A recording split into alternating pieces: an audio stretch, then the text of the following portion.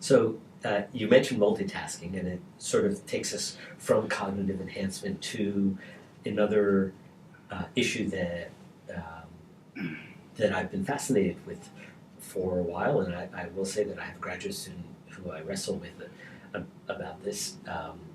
That it won't come as a surprise to you that he's pretty enthusiastic about multitasking, and I'm a little bit concerned about multitasking. And I could, from your talk today, I could see you being potentially conflicted about this from your data, that perhaps training on multitasking is a good thing, and perhaps multitasking could be a bad thing. Can you tell me what your current thoughts are about it? Yeah. And hopefully your iPhone doesn't ring while you're Yeah, exactly. I check my text while I'm talking with you. Well, I think that the data is becoming convincing across many laboratories that your performance on a single task is better than it is on that same task when it is occurring concurrently with another task, multitasking. And as we know, multitasking is very often task switching, that you're actually not really running two parallel processing streams, but you're jumping between them. But regardless of that detail, your performance is likely to decline when you add on another task. And so the acute effects of multitasking are likely to decrease performance, and that matters more or not depending on what that task is. So in my own world view and how I behave, is that if I am working on something that really demands high quality, especially if it has a timestamp on it, I'll really try to shut down everything else. I'll turn my email off, I'll turn my phone off, close the door, and really do one task. And I think that's how I will get the best quality. And that's my impression from what the vast field of data would suggest. But there's a lot of times that I'm doing low quality things that are frankly just very boring. And I know that I can't do one of them at a time because I'll never do it. So I will just jump from thing to thing to thing. So I think it's less that it's a good or bad thing in my mind. It's more important that we have an awareness of its impact on our performance and use that to guide our decisions. And I think that's true of everything. I think it's true of nutrition and other aspects of how we interact with things in our environment and its impact on our health, right? Yeah, sure, there's some foods that's not great for you. It doesn't mean you should never eat them. No, it probably means that you regulate and have some control over how you might bring things into your body or into your brain. Well, given that we're talking about cognitive control, I noticed that I was completely distracted from my line of questioning by you bringing up multitasking, and so I want to go back to what we can do to improve our cognitive control, because I think that you're pretty tied into both some of the pharmacological things that are going on out there, and in particular to some of the training tasks. Yeah, we're interested in both of them, and just to understand them better and see eventually how they might interact with one another.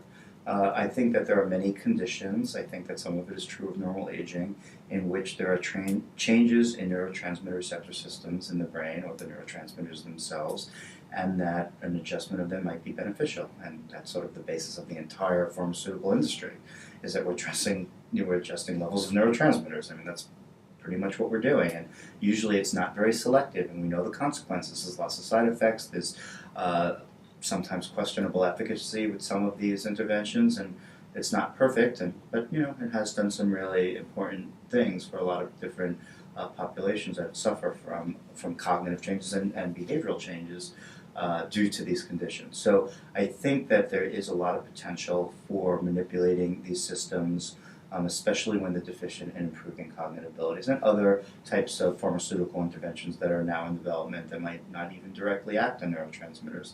And act more neuromodulatory systems and other peptides and other type of systems. So I think the pharmaceutical line of thought is very interesting and important, and something that we want to be involved in and understand mechanistically.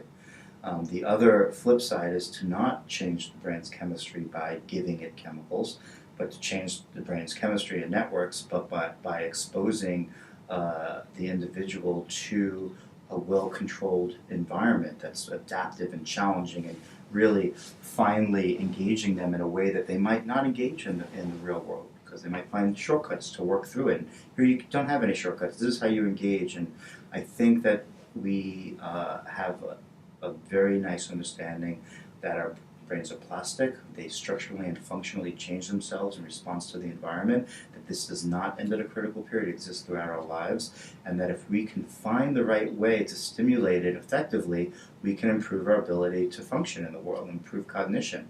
It doesn't have to be mutually exclusive. There might be a little bit of pharmaceutical adjustment in the context of the right training that might make both of them more effective. We know very little about the interaction of these type of interventions, and I think that is an exciting research area.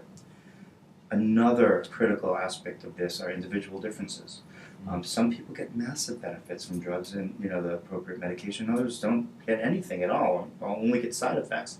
Same thing with training. Some groups just really love it. They turn around, they find that intervention, it works for them. You could document the benefits, and then other people don't show it much at all. All of this variance in performance across individuals makes research very complicated. The chances of finding a group effect between an intervention and a placebo, which has a big effect just because your brain controls your body, is complicated by the fact that this individual variability. We have not focused, at least the pharmaceutical industry has not focused on individual differences as a powerful tool. Very frequently a drug might be tried and there's a subset that has a very big advantage, but if the population doesn't have an advantage relative to the placebo, that drug will not be approved. And it's just the way the system is now. Hopefully with the world of cognitive training, because it's newer, and it does need more regulations, and I agree with that entirely, but hopefully we get to do it differently this time. I would hope that as these regulations come on board, we pay attention to the individual differences and start sculpting the way, shaping the way that we view our data differently, and realize that if a subpopulation is improved, can we focus on why that is, who these people are, and how can we customize an intervention, whether it's a cognitive training or pharmaceutical, some combination, towards that individual and towards their strengths and weaknesses. I hope this is the direction that we move. Wow, that's fantastic. So I'm going to ask you one last question, because I know that people will want to know the answer to this, but we tend not to endorse brands or companies, but there's been a lot of interest and a lot of discussion of end-back tasks, and that they are powerful ways of improving working memory, and that they have this ability to transfer onto fluid intelligence.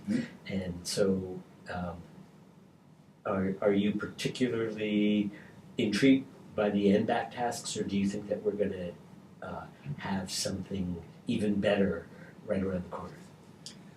I mean, the end-back task is a powerful way to look at working memory. It does much more than working memory. It's actually a very difficult task to study as a neuroscientist because there are so many processes that go on during that task.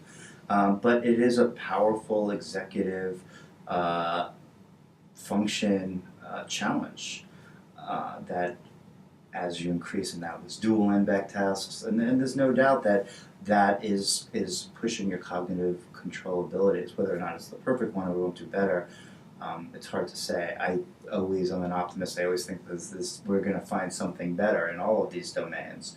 We're still at the infancy, really, in understanding how adaptive practice with any of these tasks might benefit cognition in a broader way. So I would hope that we can do better, and I think that we will. And I hope so as well. Adam, thanks very much for talking with us today. My pleasure. Okay.